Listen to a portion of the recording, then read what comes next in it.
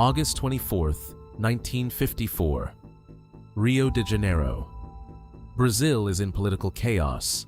The president is trapped inside the Catete Palace, surrounded by enemies, newspapers, military officers, political rivals, and a growing public crisis. For days, rumors have been spreading. There has been an assassination attempt against one of his most powerful enemies. The president is being blamed. The military is losing patience. The country seems to be moving toward another coup. Then, at 8:35 in the morning, a gunshot echoes through the palace. Getúlio Vargas is dead. He has shot himself in the chest. But the strangest part of this story is not that Vargas died. It is what happened next. Within hours, the man who had been called a dictator was transformed into a martyr. Crowds poured into the streets. Newspapers that had spent years attacking him suddenly faced a country in mourning. Political opponents were overwhelmed by popular anger, and the suicide of one man changed the political direction of an entire nation. But who exactly was Getúlio Vargas? Was he the father of Brazil's working class, a ruthless dictator, a brilliant political strategist, an authoritarian leader inspired by the politics of his time, a modernizer who dragged Brazil into the industrial age, or a man who discovered that the easiest way to control a country was to convince its people that he was protecting them? This is the story of Getúlio Vargas, and the deeper you go, the harder it becomes to decide whether Brazil was saved by him or manipulated by him. But first, make sure to like and subscribe. Getúlio Dornelles Vargas was born in São Borja, in the southern Brazilian state of Rio Grande do Sul in 1882. He came from a politically influential family and entered public life when Brazil was still a young republic. At the beginning of his career, Vargas did not look like a revolutionary. He was a lawyer, a politician, a man who understood institutions, and perhaps more importantly, a man who understood power. He served as a state legislator, became a federal deputy, later served as Minister of Finance, and in 1928 became governor of Rio Grande do Sul. Then came 1930, and Brazil was about to change forever. The First Republic had been dominated by powerful regional elites, with politics heavily influenced by agricultural states such as São Paulo and Minas Gerais. Presidential succession was largely controlled through political agreements between these elites. In 1930, however, the system broke apart. Vargas ran for president as the candidate of the Liberal Alliance, but lost to Julio Prestes. Under normal circumstances, that should have been the end of Vargas's presidential ambitions. It wasn't. Political tensions escalated. The assassination of João Pessoa, Vargas's running mate, became a powerful political symbol, and Vargas joined the movement that would overthrow President Washington Luiz. In October 1930, military and political opposition moved against the government. Washington Luiz was removed from power. Julio Prestes never took office, and on November 3, 1930, Getúlio Vargas became head of Brazil's provisional government. He had lost an election, and yet he had become president. That contradiction would define his entire political career, because Vargas was extraordinarily good at one thing: turning political crises into opportunities. Vargas initially presented himself as the man who would rebuild Brazil. He promised political reform, weakened the old regional oligarchies, centralized power, and expanded the role of the federal government. But there was a problem. Vargas had not been elected by direct popular vote. He was governing through a provisional regime, and as the months became years, pressure grew for a return to constitutional government. In 1932, São Paulo rebelled against Vargas in what became known as the Constitutional Revolution. The rebellion was defeated, but it forced Vargas toward constitutional reform. In 1934, a new constitution was adopted, and Vargas was elected president by the National Constituent Assembly. For a moment, it seemed Brazil was returning to democracy, but Vargas was watching something else. Europe was changing. Fascism was growing in Italy. Nazism was rising in Germany. Communism was becoming a powerful international force, and Brazil itself was becoming increasingly polarized. On one side stood the Brazilian integralists, a nationalist movement heavily influenced by European fascism. On the other stood the National Liberation Alliance, associated with the Brazilian communist movement. Vargas positioned himself between these forces. Then, in 1935, a communist uprising broke out in several Brazilian cities. The revolt failed, but its failure gave Vargas something extremely valuable: fear. Fear of revolution, fear of communism, fear of social disorder. And fear is one of the most powerful political tools ever invented. Vargas used the crisis to expand repression. Opponents were arrested, political freedoms were restricted, and the government increasingly presented itself as the only force capable of preventing Brazil from descending into chaos. But Vargas wasn't finished. He was preparing something much bigger. In 1937, Brazil was preparing for presidential elections, and Vargas could not simply remain in office forever. Something had to change. Then the government announced the discovery of a communist conspiracy known as the Cohen Plan. It described a terrifying scenario involving revolution, violence, political assassinations, and the overthrow of the government. There was only one problem: the Cohen Plan was fake. It had been produced as a political fabrication and presented as if it were an authentic communist plot. Vargas used it as the justification for a dramatic move. On November 10, 1937, he dissolved Congress, imposed a new constitution, and Brazil entered the Estado Novo, the new state. Getúlio Vargas was now a dictator. There would be no normal presidential election, no functioning Congress, and no meaningful political opposition. And this is where the Vargas story becomes deeply uncomfortable, because the same man who would later become famous for protecting workers was now ruling without democratic consent. The Estado Novo was authoritarian by design. Opponents were persecuted, the press was censored, and the government built an extensive propaganda machine. In 1939, Vargas created the Department of Press and Propaganda, known as the DIP. Its mission went far beyond advertising government policies. It controlled information, censored newspapers, influenced radio, and promoted government-produced narratives. It helped transform Vargas himself into a national symbol.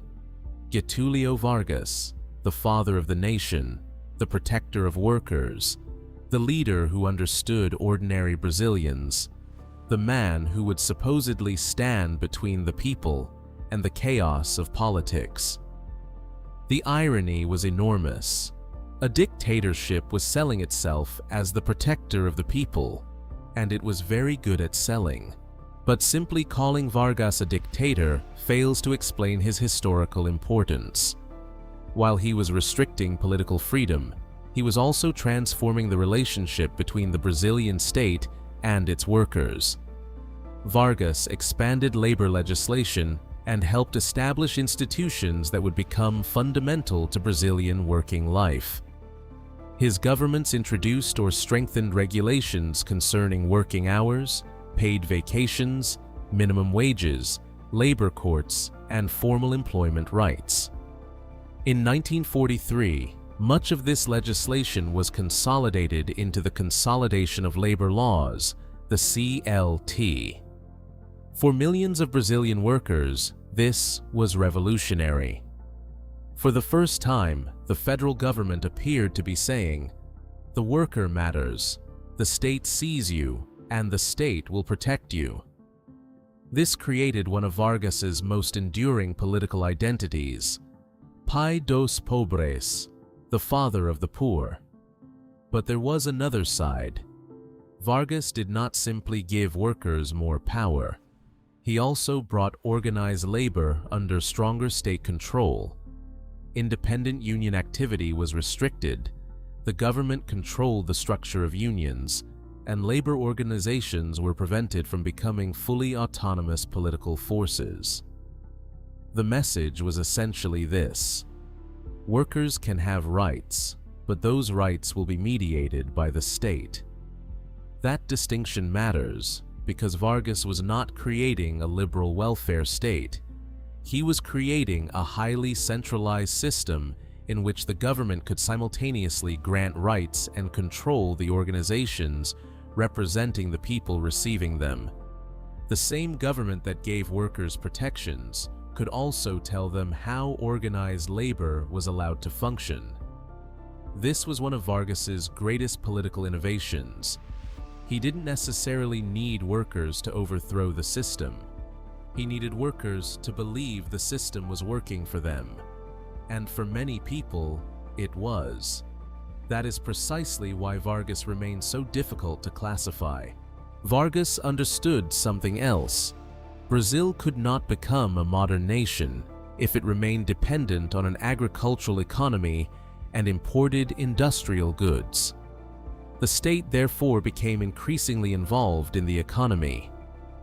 During the Vargas era, Brazil created or expanded major institutions and industrial projects, including the National Petroleum Council and the National Steel Company, while the government promoted economic nationalism and greater control over strategic resources. The message was simple: Brazilian resources should serve Brazilian development. Then came World War II. At first, Vargas attempted to maintain neutrality. This was not simply an ideological decision, it was also a strategic game. Germany was an important economic partner, while the United States was another powerful force.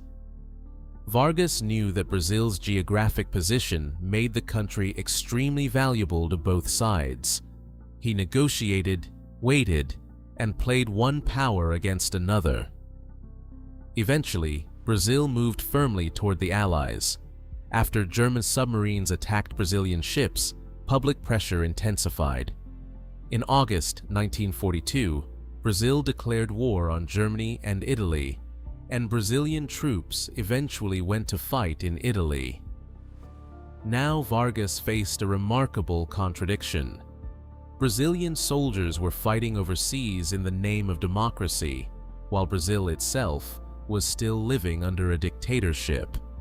The Allies were fighting fascism. Vargas's government was authoritarian. The contradiction became impossible to ignore. The war was changing the world, and eventually it would change Brazil too. By 1945, Nazi Germany was collapsing and the war was ending. A new question became unavoidable. How could Brazil fight fascism abroad while maintaining an authoritarian regime at home? Pressure for democratization intensified. Vargas tried to manage the transition. He announced elections, political parties were allowed to return, and political prisoners received amnesty. But Vargas still seemed determined to remain at the center of Brazilian politics. A movement known as Queremismo emerged around the slogan, "We want Getúlio," with supporters demanding that Vargas remain politically influential during the transition. But the military had other plans. On October 29, 1945, Vargas was removed from office. The dictator was gone. For many politicians, this should have been the end. For Vargas, it was merely an intermission. He returned to Rio Grande do Sul and spent years away from the presidency, but he never truly left Brazilian politics. He watched, he waited, and in 1950, he returned. In one of the most remarkable political comebacks in Brazilian history, the former dictator ran for president again, this time through democratic elections. In 1950, Getúlio Vargas ran for president and won with approximately 48.7% of the vote. Think about that for a moment. A man who had abolished political parties, dissolved Congress, censored the press, and ruled Brazil for 8 years, without democratic elections, was now returning to power because millions of Brazilians had voted for him. Why? Part of the answer was his relationship with workers. Part of it was nostalgia. Part of it was dissatisfaction with the governments that followed his dictatorship. And part of it was Vargas himself. He had become more than a politician.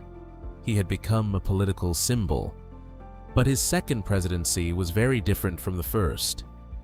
The political environment was more democratic. The press was more independent. The opposition was more aggressive. And Vargas could no longer simply silence his enemies through the machinery of the Estado Novo. One of his most powerful opponents was journalist and politician Carlos Lacerda. Lacerda attacked the president relentlessly, accusing his government of corruption and attacking Vargas's political allies. The relationship between Vargas and the opposition became increasingly toxic. Unlike during the dictatorship, Vargas now had to fight his enemies in public, and that fight would eventually explode. August 5, 1954. Rio de Janeiro. Carlos Lacerda was attacked outside his home on Toneleiro Street. Lacerda survived, but Major Rubens Vaz, an Air Force officer accompanying him, was killed. The incident became known as the Toneleiro Street assassination attempt, and suspicion quickly turned toward people connected to Vargas's government. The president's political position collapsed. The military demanded answers. The opposition demanded Vargas's resignation. Newspapers intensified their attacks, and Vargas found himself increasingly isolated. This was no longer simply a battle between Vargas and Lacerda. It had become a battle over the future of Brazil. Would Vargas resign? Would the military intervene? Would Brazil experience another coup? Vargas refused to leave, but the pressure became unbearable. By August 24, 1954, the crisis had reached its climax. Then came the gunshot. Getúlio Vargas was dead. He left behind a letter that became known as his Carta Testamento, or Letter Testament. Its message transformed his death into a political weapon. Vargas portrayed himself as a man who had fought for the Brazilian people and died under pressure from powerful enemies. The political consequences were immediate. Instead of collapsing, Vargas's popularity exploded. Crowds filled the streets. Anger toward his opponents became enormous, and the man who had spent years being accused of authoritarianism was suddenly being remembered as a martyr. And this is the final paradox of Getúlio Vargas. His death accomplished something his presidency could not. It made him almost untouchable. So, who was Getúlio Vargas? The answer depends on which Brazil you look at. If you look at the workers who gained labor protections during his governments, you may see the father of the poor. If you look at the factories, steel production, economic institutions, and expansion of state power, you may see the architect of modern Brazil. If you look at his return through a democratic election in 1950, you may see a politician capable of reinventing himself. But if you look at 1937, you see something much darker. A president who destroyed democratic institutions to remain in power, a government that censored the press, persecuted political opponents, built a propaganda machine, and used fear of communism and political instability to justify authoritarian rule. Perhaps the biggest mistake is to ask whether Vargas was good or bad. History rarely works that way. The more interesting question is, how could the same man become both a dictator and a democratic president? How could someone suppress political freedom while creating rights that millions of workers would defend for generations? How could a government censor newspapers while mastering the modern politics of mass communication?